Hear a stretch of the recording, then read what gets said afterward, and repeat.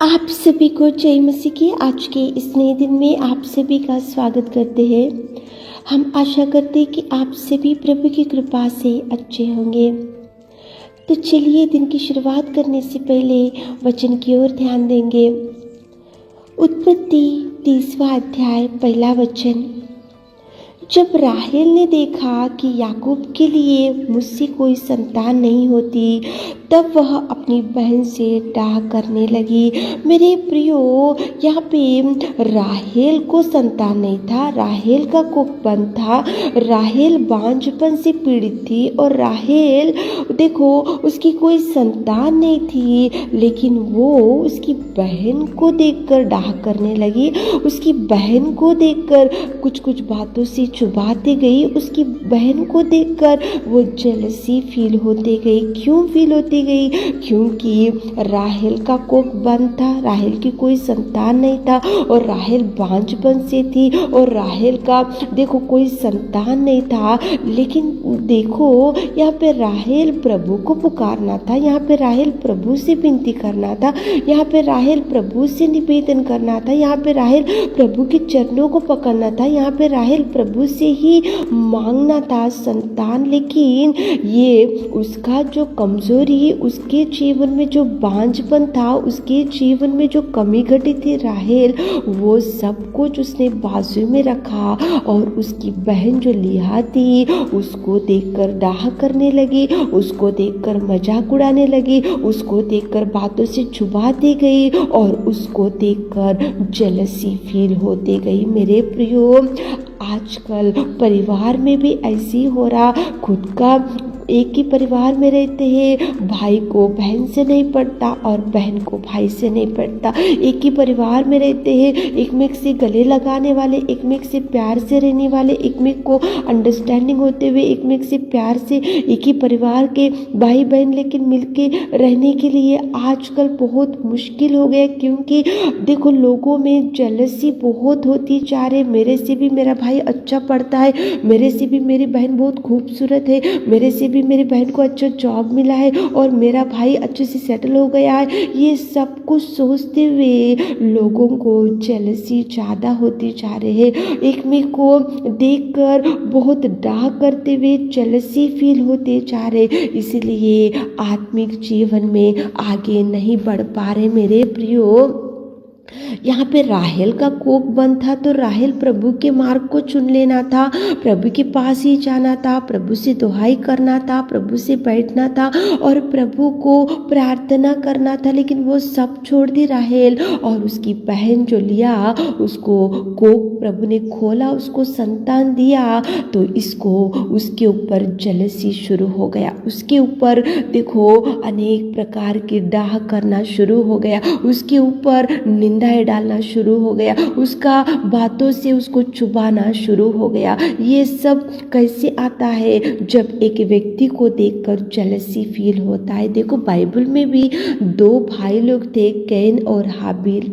हाबिल के भेंट को प्रभु ने ग्रहण किया और कैन के भेंट को परमेश्वर ने ग्रहण नहीं किया। लेकिन कैन को कितना गुस्सा, कितना भड़क गया वो हाबिल के ऊपर। एक ही परिवार के थे, एक ही माता पिता से पैदा हो गए थे, एक ही परिवार में भाई थे दोनों, और एक में से प्यार करने वाले भाई लोग, एक में से अच्छे से रहने वाले भाई लोग। कैन सोचना था कि मेरा भाई तो है हाबिल, चलो प्रभु ने उसका भेंट ग्रहण किया होगा तो वो छोड़ देना था। लेकिन जैसे ही हाबिल का भेंट प्रभु ने ग्रहण किया तो कैन का गुस्सा भड़क गया।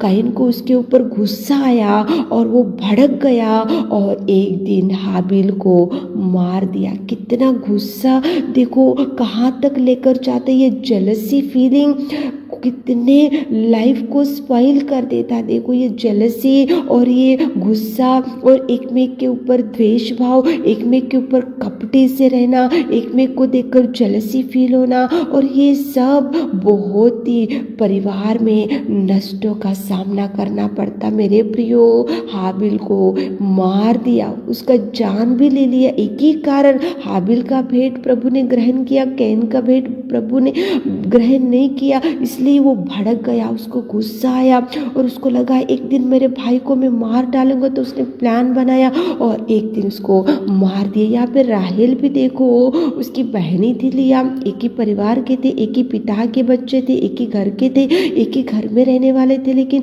देखो कितना वो राहेल इसके ऊपर गुस्सा डाह करने लगी, चिढ़ाती गई, उसको बातों से चुभाती गई। एक ही कारण, जेलसी फीलिंग। आजकल लोगों में भी ऐसा भयंकर जेलसी फील हो रहे। आजकल परिवार में प्यार क्यों कम हो रहा? एक ही कारण, जेलसी। उनको अच्छा कार है, मुझे कार नहीं, उनको अच्छा बिल्डिंग है, मुझे बिल्डिंग नहीं है, उनके बच्चे फॉरेन में सेटल हो गए, हमारे बच्चे इधर ही हैं, उनको अच्छा जॉब मिला, हमारे बच्चों को जॉब नहीं है, उन लोगों को अच्छा सैलरी आ रहा, हमारे बच्चों को सैलरी नहीं है, हमारा छोटा घर है, उनको बहुत बड़ा घर है, उन लोग को बहुत खुशी से जी रहे और हम ऐसे दुर्बल स्थिति में पड़े हुए। ऐसा कंपेरिजन, ये बहुत कंपेयर करते हुए, कंपेरिजन में रहते हुए, आजकल एक में को देखकर जेलसी फील होते हुए एक में को प्यार कम होते जा रहे। खुद के परिवार में, खुद के एक ही परिवार में रहने वाले कैन और हेबेल, देखो एक में से कितना गुस्सा। एक ही परिवार में रहने वाले लिया और राहेल, लेकिन कितना गुस्सा, कितना जेलसी।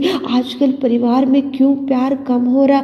जेलसी की वजह से। एक में से द्वेष भाव बढ़ रहा और एक में से देखो कंपैरिजन बहुत हो रहा। कंपेयर करते जा रहे, हमको इतना सैलरी, उनको इतना सैलरी, हमारा घर छोटा, उनका इतना बड़ा घर, और उनके बच्चों को मैरिज अच्छे सेटल हो गए, हमारे बच्चों को मैरिज अभी तक सेटल नहीं हो रहा, उनको संतान आया, उनको गर्भफल मिला और हमको गर्भफल नहीं मिला।